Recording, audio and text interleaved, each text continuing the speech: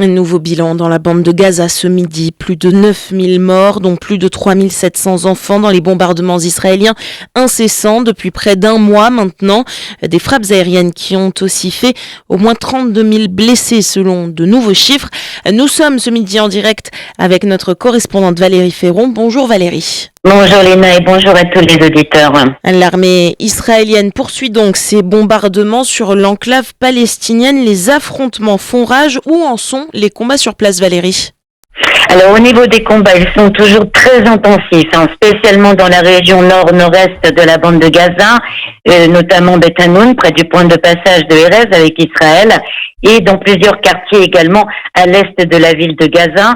Les factions palestiniennes visent plus particulièrement les chars israéliens, dont plusieurs ont été détruits. Les troupes israéliennes avancent en étant appuyées par des bombardements aériens, alors que les factions de leur côté utilisent des drones suicides.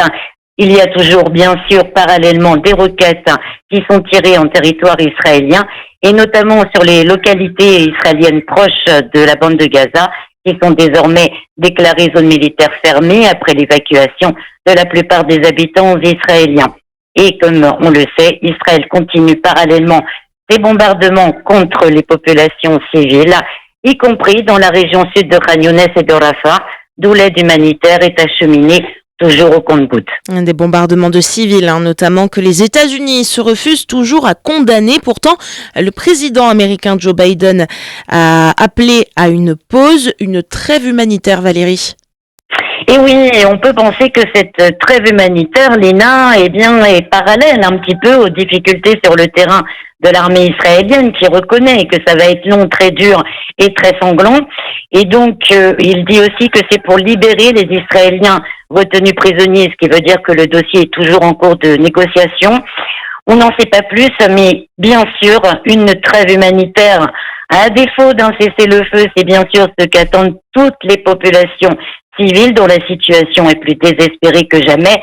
Après un mois pratiquement de bombardements israéliens 24 heures sur 24, qui continuent à détruire également des lieux de distribution potentielle de vivres, de boulangeries. Et les hôpitaux sont aussi visés, Valérie. Qu'en est-il du système de santé sur place ? Quant à la situation des hôpitaux, Lina, on sait qu'elle est aussi plus désespérée que jamais. Il y a de plus en plus d'hôpitaux qui n'ont plus de capacité, à fournir l'électricité, notamment pour les opérations, notamment pour les bébés en couveuse, etc. L'hôpital indonésien, on va en parler particulièrement parce que l'hôpital indonésien est celui qui est dans la zone nord, et donc notamment tous les blessés du camp de réfugiés de Jabalia sont censés être dirigés vers cet hôpital. Il a annoncé que son principal générateur est à l'arrêt, ce qui met bien sûr patients et blessés en danger de mort.